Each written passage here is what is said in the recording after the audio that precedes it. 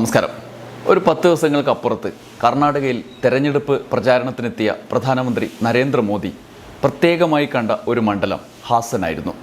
ഹാസനിൽ സ്ഥാനാർത്ഥി പ്രജ്വൽ രേവണ്ണയുടെ തെരഞ്ഞെടുപ്പ് പ്രചരണത്തിന് പോയി അദ്ദേഹം പ്രസംഗിച്ച ഒരു പ്രധാനപ്പെട്ട പോയിന്റ് ഇതാണ്: പ്രജ്വലിന് ഒരു വോട്ട് കൊടുത്താൽ അത് മോദിക്കുള്ള വോട്ടാണ്. എനിക്ക് പ്രജ്വലിനെ ഇന്ത്യൻ പാർലമെൻറ്റിൽ വേണം എന്ന്. ഇപ്പോൾ നാട്ടുകാർ ചോദിക്കുന്നത് ഒരേ ഒരു ചോദ്യമാണ്: ഇന്ത്യൻ പാർലമെൻറ്റിലേക്ക് വേണം എന്ന് നരേന്ദ്രമോദി പറഞ്ഞില്ലേ? നരേന്ദ്രമോദിക്കും BJPക്കും ഇയാളെ ലോക്സഭയിൽ കിട്ടിയിട്ട് എന്താണ് ഉദ്ദേശം എന്ന ചോദ്യം.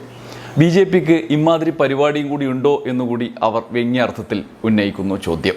ഇന്ന് ഇന്ത്യ ആകെ BJPയുടെ തെരഞ്ഞെടുപ്പ് മുന്നേറ്റത്തിന് തടയിടും വിധത്തിൽ ഇന്ത്യ കണ്ട ഏറ്റവും വലിയ ലൈംഗിക കുറ്റകൃത്യത്തിലെ നായകനായി പ്രജ്വൽ രേവണ്ണ ഇങ്ങനെ നിൽക്കുകയാണ്. 1976 ലൈംഗിക അതിക്രമ വീഡിയോകൾ ചിത്രീകരിച്ച് സൂക്ഷിച്ച കൊടും കുറ്റവാളിയായി അയാൾ അങ്ങനെ നിൽക്കുകയാണ്. 200ഓളം സ്ത്രീകൾ തങ്ങളെ ബലാത്സംഗം ചെയ്ത ക്രിമിനലിനെതിരെ നിയമപരമായി നീങ്ങുകയാണ്. സിദ്ധരാമയ്യ സർക്കാർ പ്രത്യേക അന്വേഷണ സംഘത്തെ രൂപീകരിച്ച് പ്രതിയെ പിടിക്കാൻ ഊർജിത ശ്രമം നടത്തുകയാണ്. എന്നാൽ രാജ്യം ഭരിക്കുന്ന പാർട്ടിയുടെ ആ സർക്കാരിലെ പ്രധാനമന്ത്രിയുടെ പൊന്നോമനയാണ് എന്ന് അദ്ദേഹം തന്നെ പറഞ്ഞ ഒരു MP പിടിക്കാൻ ഒരു കോൺഗ്രസ് ഭരിക്കുന്ന സംസ്ഥാന സർക്കാരിന് എന്തുമാത്രം കഴിയും? അതിനൊരുപാട് പരിമിതി കൂടിയുണ്ട്. ഈ തെരഞ്ഞെടുപ്പ് പ്രജ്വൽ രേവണ്ണ വരെ എത്തിയ BJPയുടെയും JDSൻ്റെയും കുടില തന്ത്രങ്ങളുടെ കണക്കെടുപ്പ് കൂടിയായി മാറുകയാണ് ഈ സാഹചര്യത്തിൽ. ആരാണ് പ്രജ്വൽ? എന്താണ് അയാൾ ചെയ്തത്? അതന്വേഷിക്കുന്നൊരു വീഡിയോ കൂടിയാണ് ഇത്. മുൻ പ്രധാനമന്ത്രിയും കർണാടക മുഖ്യമന്ത്രിയും JDSൻ്റെ തലതൊട്ടപ്പനും ഒക്കെയായ HD ദേവഗൌഡയ്ക്ക് 6 മക്കളാണ്. HD Kumaraswamy, HD Revanna, Balakrishna Gowda, Anasuya, Ramesh, Shailaja. 6 മക്കളിൽ 2 പേരാണ് മുഖ്യധാര രാഷ്ട്രീയത്തിലെ നായകരായി എത്തിയത്. മൂത്ത മകൻ HD രേവണ്ണയായിരുന്നു പ്രധാനി. തൻ്റെ സ്വന്തം സീറ്റായ ഹോള നരസിപ്പൂർ നിയമസഭാ മണ്ഡലം ഗൗഡ ഒഴിഞ്ഞുകൊടുത്തത് രേവണ്ണയ്ക്കാണ്, മൂത്ത മകന്. HD കുമാരസ്വാമി രാഷ്ട്രീയത്തിൽ പക്ഷേ രേവണ്ണയെ തോൽപ്പിച്ചു കളഞ്ഞു. ദേവഗഡയ്ക്ക് പ്രിയപ്പെട്ട ഭരണാധികാരിയായി മുന്നേറിയത് പൊളിറ്റിക്കൽ ഗെയിമുകളിൽ കൂടി മികവ് കാണിച്ച HD കുമാരസ്വാമി ആയിരുന്നു. കുമാരസ്വാമി കർണാടകയുടെ മുഖ്യമന്ത്രി വരെ ആയി. എന്നാൽ കുമാരസ്വാമിയുടെ ഈ പോക്കിൽ അസ്വസ്ഥയായിരുന്നു രേവണ്ണയുടെ ഭാര്യ ഭവാനി രേവണ്ണ. പിതാവിൻ്റെ രാഷ്ട്രീയ സ്വത്തിൽ തുല്യഭാഗം വേണമെന്ന് അവർ നിരന്തരം വാദിച്ചു, ഭർത്താവിനെ കൊണ്ട് വാദിപ്പിച്ചു. ഭവാനി ഒടുക്കം തെരഞ്ഞെടുപ്പുകളിൽ മത്സരിച്ചു, തോറ്റുകൊണ്ടേയിരുന്നു. അതിനിടയിലാണ് മകൻ പ്രജ്വലിനെ രാഷ്ട്രീയത്തിലിറക്കാൻ അവർ തീരുമാനിച്ചത്. ദേവഗൌഡയുടെ ആശീർവാദത്തോടെ പ്രജ്വൽ അങ്ങനെ പാർട്ടി ചുമതലകളിലേക്ക് എത്തി. 2019 പ്രജ്വലിനെ JDSൻ്റെ സംസ്ഥാന ജനറൽ സെക്രട്ടറിയാക്കി. ആഗ്രഹം അവിടെയും നിന്നില്ല.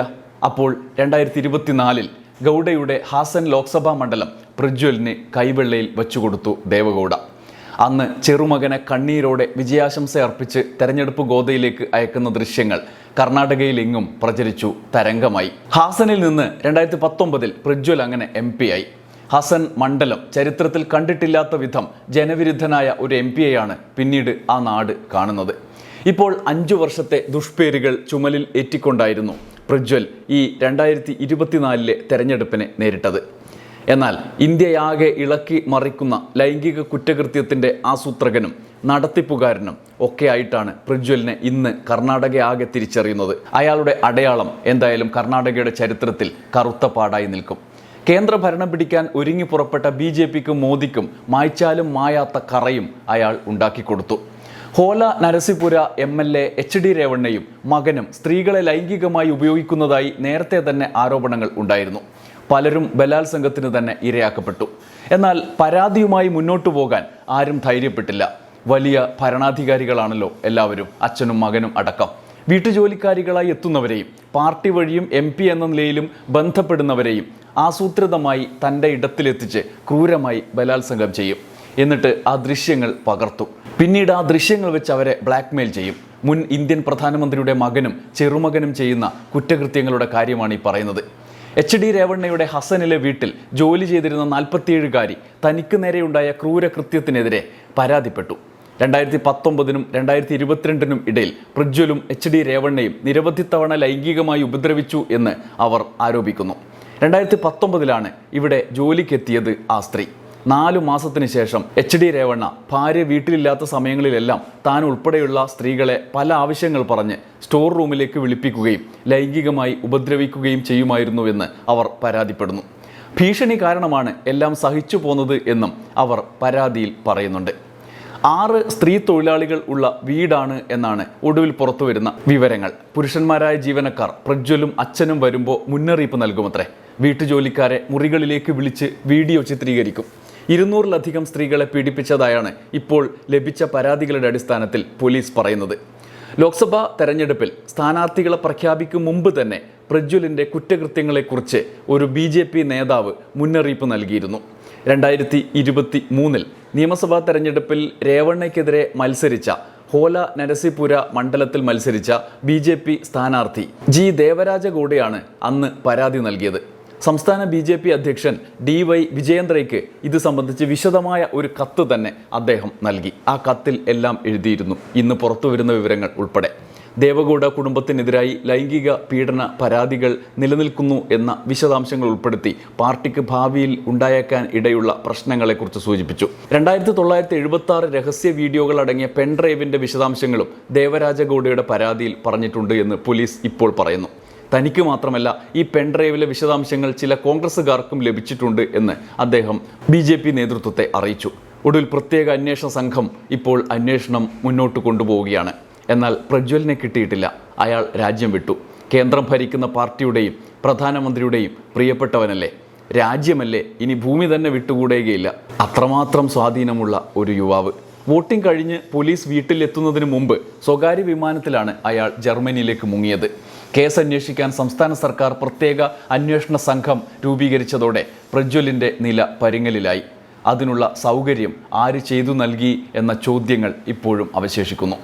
അന്വേഷണത്തിൻ്റെ ഭാഗമായി കർണാടക പോലീസിൻ്റെ പ്രത്യേക അന്വേഷണ സംഘം പിടിച്ചെടുത്ത പെൻഡ്രൈവിൽ നിന്ന് മാത്രമാണ് നേരത്തെ പറഞ്ഞ 2976 വീഡിയോകൾ കണ്ടെത്തിയത്.